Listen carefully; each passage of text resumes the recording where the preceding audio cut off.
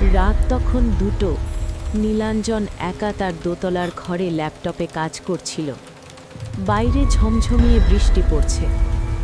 হঠাৎ সে শুনতে পেল নিচের তলার মেইন গেটটা খোলার শব্দ। নীলাঞ্জন চমকে উঠল। বাড়িতে সে ছাড়া আর কেউ নেই। মা বাবা দুদিন আগে তীর্থে গেছেন। সে ভাবল হয়তো বাতাসের ঝাপটায় দরজা খুলে গেছে। সাহস সঞ্চয় করে সে সিঁড়ির মুখে গিয়ে দাঁড়াল। নিচে ঘুটঘুটে অন্ধকার। মোবাইল ফোনের টর্চটা জ্বালাতেই তার রক্ত হিম হয়ে গেল। সিঁড়ির ধাপে ধাপে ভেজা পায়ের ছাপ। কাদামাখা সেই ছাপগুলো নিচ থেকে ওপরের দিকে উঠে আসছে। কিন্তু অদ্ভুত ব্যাপার হলো সেই পায়ের ছাপগুলো মানুষের মতো নয়। প্রতিটা ছাপের আঙুলগুলো অস্বাভাবিক লম্বা এবং নখগুলো তলোয়ারের মতো ধারালো। হঠাৎ সে অনুভব করল তার ঠিক পেছনে কেউ একজন দাঁড়িয়ে আছে। একটা বরফ শীতল নিঃশ্বাস তার ঘাড়ে এসে লাগল। নীলাঞ্জন ভয়ে সিঁড়ি দিয়ে নামতে যাবে, তখনই দেখল টর্চের আলোয় তার নিজের ছায়ার পাশে আরও একটা দীর্ঘ কুৎসিত ছায়া দেয়ালে ফুটে উঠেছে। সে পেছনে ফেরার সাহস পাচ্ছিল না। ঠিক তখনই কানের কাছে খুব ফিসফিসিয়ে একটা চেনা কণ্ঠস্বর বলে উঠল, নীলু, তুই এখনো ঘুমাসনি? নীলাঞ্জন পাথর হয়ে গেল। গলাটা তার মায়ের, কিন্তু তার মা তো এখন এই শহর থেকে 500 মাইল দূরে। সে ধীরে ধীরে পেছনে তাকালো, কিন্তু সেখানে কোনো মানুষ নেই।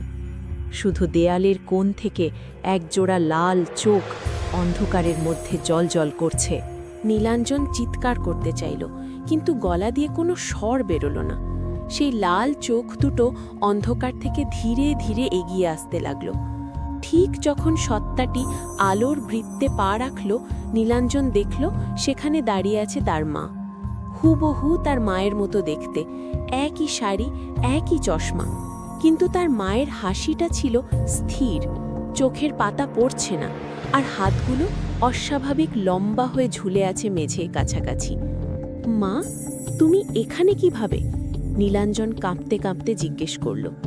সেই অবয়বটি কোনো উত্তর দিল না, শুধু হাত বাড়িয়ে নীলাঞ্জনের দিকে এগোতে লাগল। ঠিক সেই মুহূর্তে নীলাঞ্জনের পকেটে থাকা ফোনটি তীব্র শব্দে বেজে উঠল। স্ক্রিনে ভেসে উঠল মা কলিং। নীলাঞ্জন ফোনটা ধরতেই ওপাশ থেকে তার মায়ের স্বাভাবিক কণ্ঠস্বর ভেসে এলো। হ্যালো নীলু, ঘুমানি তো বাবা? তোর বাবার শরীরটা হঠাৎ খারাপ করায় আমরা তীর্থ বাতিল করে এখন বাড়ির পথে। স্টেশনে নামলাম, আধ ঘন্টার মধ্যে পৌঁছাবো। তুই দরজাটা খুলে রাখিস। ফোনের কথাগুলো কানে যেতেই নীলাঞ্জনের শির দাঁড়া দিয়ে ঠান্ডা স্রোত বয়ে গেল। ফোনের ওপাশে মা কথা বলছে, তাহলে তার সামনে দাঁড়িয়ে থাকা এই সত্তাটিকে? সে টর্চের আলোটা আবার সামনে ফেলল। দেখল সেই অবয়বটির মুখটা এবার ধীরে ধীরে বদলে যাচ্ছে।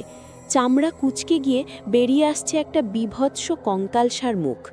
সেটা তার দিকে তাকিয়ে এক পৈশাচিক হাসি দিয়ে বলল, তোর আসল মা আসার আগেই কাজটা সেরে ফেলতে হবে।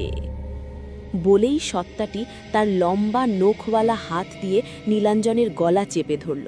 নীলাঞ্জন বাঁচার জন্য ছটফট করতে করতে পাশের টেবিল থেকে একটা ভারী ডোর স্টপার হাতে পেল এবং সর্বশক্তি দিয়ে সেটা ছুঁড়ে মারল অন্ধকার লক্ষ্য করে।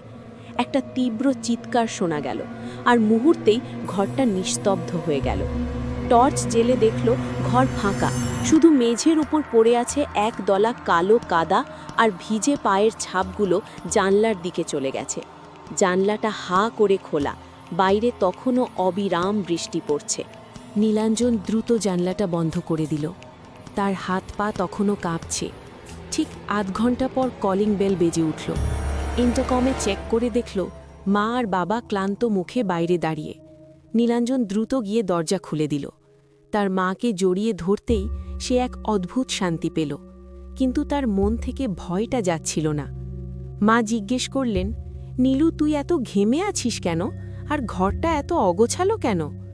নীলাঞ্জন কিছুই বলতে পারল না, শুধু মাথা নিচু করে রইল। সে ভাবল হয়তো সবটাই তার মনের ভুল বা কোনো হ্যালুসিনেশন। রাত তখন 3টে। মা বাবা তাদের ঘরে ঘুমিয়ে পড়েছেন। নীলাঞ্জন নিজের ঘরে ফিরে এসে দেখল মেঝের সেই কাদা আর পায়ের ছাপগুলো উধাও। সে কিছুটা স্বস্তির নিঃশ্বাস ফেলে নিজের বিছানায় গিয়ে শুল। ঠিক যখন সে ঘুমে তলিয়ে যাচ্ছিল, তখনই তার ঘরে রাখা সেই ডোর স্টপারটি, যা সে ওই সত্তাটিকে লক্ষ্য করে ছুঁড়ে মেরেছিল, সেটি নিজে থেকেই গড়িয়ে তার খাটের তলায় চলে গেল। হঠাৎ নীলাঞ্জনের নজরে পড়ল ডাইনিং টেবিলের ওপর মায়ের ফেলে রাখা ব্যাগটা। ব্যাগের ভেতর থেকে একটা ছোট ডায়েরি আর ট্রেনের টিকিট উকি দিচ্ছে। সে কৌতূহলবশত টিকিটটা হাতে নিল। তার বুকটা ধক করে উঠল। টিকিটের তারিখটা আজকের নয়, সেটা 1 সপ্তাহ আগের। নীলাঞ্জন স্তব্ধ হয়ে বসে রইল। যদি মা বাবা 1 সপ্তাহ আগেই রওনা হয়ে থাকেন, তবে আজ কেন ফিরলেন? সে নিঃশব্দে মা বাবার ঘরের দরজার কাছে গিয়ে দাঁড়াল। দরজার ফাঁক দিয়ে দেখল বিছানায় দুজন শুয়ে আছে ঠিকই, কিন্তু তাদের পায়ের পাতাগুলো পেছন দিকে ঘুরে আছে। ঠিক সেই মুহূর্তে অন্ধকার ঘর থেকে তার মা বলে উঠলেন, নীলু, তুই দরজাটা কেন বন্ধ করলি? ওটা তো আমাদের ভেতরে ঢোকার রাস্তা ছিল। দেয়ালে টাঙানো ঘড়িটা 3টে বাজার ঘণ্টা বাজালো, আর নীলাঞ্জন বুঝতে পারল বাইরে বৃষ্টি নয়, অন্ধকার আজ তার ঘরের ভেতরেই বাসা বেঁধেছে।